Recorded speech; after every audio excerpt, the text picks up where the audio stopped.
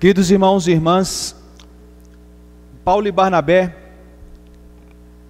hoje na primeira leitura, eles estavam pregando a palavra de Deus aos judeus em Antioquia, e eles são renegados, foram renegados pelos judeus. E logo depois nós vemos a cena deles pregando aos pagãos. Os judeus ficam mais chateados e instigam uma perseguição a Paulo e Barnabé. Conseguem expulsar a Paulo e Barnabé de Antioquia, daquele território onde eles estavam pregando a palavra de Deus. Essa história forte, ela pode se repetir e se repete nos dias de hoje. Se repete em muitos lugares, mas que essa história não se repita em mim. Eu fui escolhido para escutar a palavra de Deus. Paulo e Barnabé, os apóstolos, são aqueles que, ao longo do tempo e da história, vão sendo transformados em outros que vão anunciando para cada um de nós a palavra de Deus. Quantos padres, mulheres consagradas, quantos leigos como vocês anunciam a palavra de Deus, e em quantos lugares rejeição a essa palavra. Não nos assustemos, aconteceu também aos primeiros apóstolos, mas que não aconteça comigo, que eu, convidado a escutar a palavra de Deus com outros olhos, os olhos da fé, que eu possa proclamar a bondade do Senhor que perdura para sempre, como nos dizia o salmo de hoje. Irmão e irmã, se nós conhecêssemos o dom de Deus, e esse dom de Deus é dado através da nossa igreja santa, católica, apostólica e romana, esse dom de Deus chamado graça, a graça de Deus que é abundante, a bondade de Deus que é generosíssima, é nos dada especialmente através da Santa Mãe Igreja. Escutemos a história de um senhor e de uma árvore, uma história que pode se repetir também em nós, membros da nossa Igreja Católica. Esse senhor estava por um caminho que se ia fazendo cada vez mais estreito, e cada vez mais tenebroso, mais escuro, e de repente ele sai daquelas trevas e começa a encontrar um rio, aonde ele bebe um pouco de água, sobe mais um pouco e vai se encontrando com uma planície belíssima, mas no meio da planície ele vê algo que se destaca, e aquele senhor vai em direção daquela coisa que ele não sabe muito bem o que é. Ele corre, porque ele estava em busca de algo, e se encontra diante de uma árvore gigantesca. Quem de vocês aqui já viu uma árvore muito grande? Quem de vocês aqui já foi em algum lugar e viu uma árvore, mas não é pequena não, é muito grande, tipo essas árvores que estão na floresta amazônica, por exemplo, árvores gigantescas. Esse senhor se encontra com essa árvore. Aquele viajante vê primeiro as raízes da árvore, raízes fortes, olha o tronco, olha para a copa daquela árvore, quase não vê o céu, uma árvore frondosa. Aquele senhor fica imaginando como essa árvore brotou ali, e começa a se perguntar, mas como? No meio dessa planície, sem nada? Imagina essa árvore, querido irmão.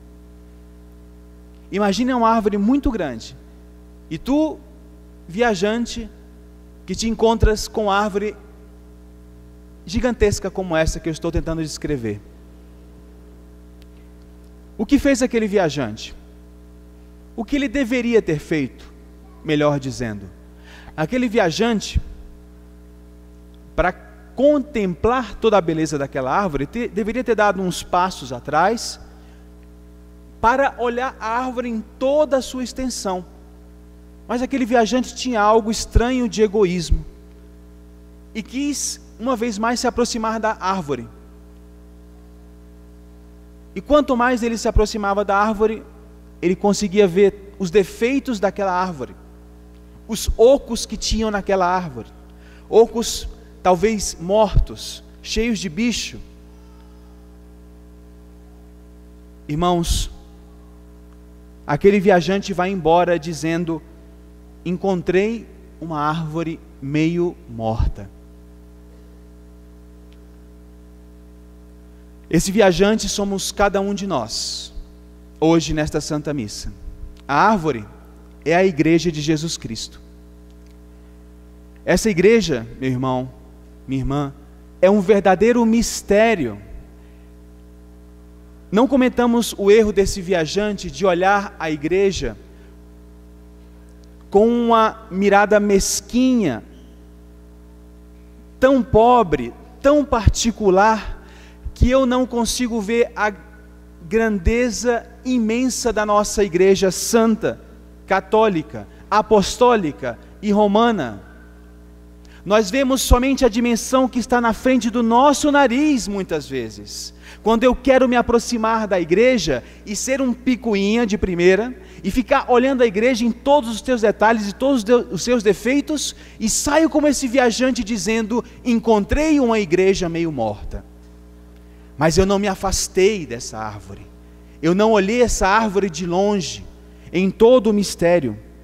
Nosso Senhor comparava a nossa igreja a um grão de mostarda muito pequeno, que foi jogado por terra e depois esse grão de mostarda mínimo gera uma árvore maravilhosa. Exatamente, irmão, esse é o mistério da igreja, uma semente pequenininha, lá no lago de Genezaré. Uma vez, quando Cristo olha para os apóstolos e diz para os apóstolos, e especialmente para Pedro, e diz: tu és Pedro, e sob esta pedra eu edificarei a minha igreja. Lá no lago de Genezaré, Cristo começa essa igreja que nós estamos aqui vivendo, essa igreja, e todas as paróquias do mundo, e todas as capelas que estão agora celebrando a palavra de Deus, e não tem padre em todo o mundo. Esta igreja, daqueles que estão nos hospitais sofrendo, batizados, essa é a nossa igreja. Exatamente, irmão, esse é o mistério que fala Jesus Cristo. De fato, São Paulo, quando falava da igreja, ele não dizia igreja de Cristo, muitas vezes. Ele usava qual termo? O mistério de Jesus Cristo. Imagina, se São Paulo dizia isso, por que eu, às vezes católico, turista, que vou de vez em quando à missa, ou de vez em quando passo pela confissão, sou capaz de julgar a igreja? Porque os meus olhos estão mesquinhos, olhando a igreja tão de perto que eu só consigo ver o tronco dela. E quais são as dimensões dessa igreja? As dimensões da igreja católica, querido irmão, são as dimensões que Paulo falava e dizia do mistério de Jesus Cristo, que era um mistério que nós teríamos dificuldade de compreender a sua largura, o seu comprimento, a sua altura, a sua profundidade.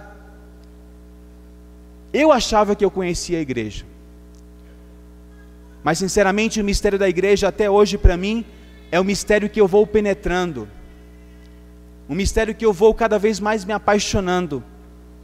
Mas é um mistério engraçado, irmão, que eu vou me afastando, em vez de me aproximar, parece que eu vou me afastando e vou entendendo melhor